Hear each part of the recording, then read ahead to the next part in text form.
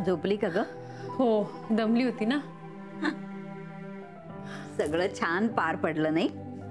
निर्मला ताईंच्या हस्ते उद्घाटन झालं हे फार चांगलं झालं. हो. अगं तुझं किती कौतुक आहे त्यांना. हो ग आजी, त्यांना खूप कौतुक आहे माझं. त्यांच्यामुळेच तर मी हे स्वप्न पाहिलं. आजी मला इतका आनंद होतोय की मी सांगू शकत नाहीये. ते समजते का आम्हाला. तुझी सुरुवात आता छान होईल, पुढेही सगळं चांगलंच होईल.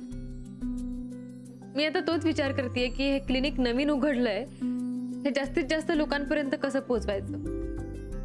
न्यूजपेपर मधून हँडबिल पाठवायची, हा सगळ्यात चांगला मार्ग आहे. स्वस्त आणि मस्त. तू हँडबिल छापून घे. रोज सकाळी घरोघरी न्यूजपेपर जातात, त्याच्याबरोबर तुझ्या क्लिनिकची माहिती सुद्धा जाईल. चांगली आयडिया आहे, पण त्याहून जास्त चांगला आणि सोपा उपाय म्हणजे सोशल मीडिया. मी क्लिनिकचं पेज क्रिएट करेन आणि मग हळूहळू वेबसाईटही क्रिएट करेन.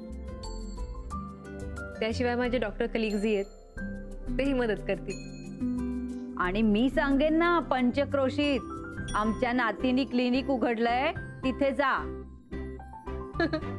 आजी किती गोड ग. तू पण पब्लिसिटी करशील?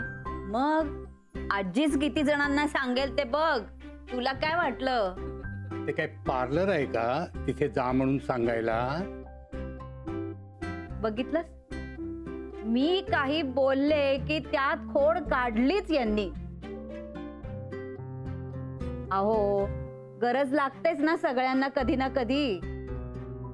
आता कुणाची नात आजारी पडते, कुणाचा नातू आजारी पडतो, मग ते जातील ना मनूच्या क्लिनिक मध्ये. ते ठीक आहे, पण मी आता काय म्हणालो होतो? बघितलंस, आता बोललेलं विसरले. आठवलं. हँडबिल.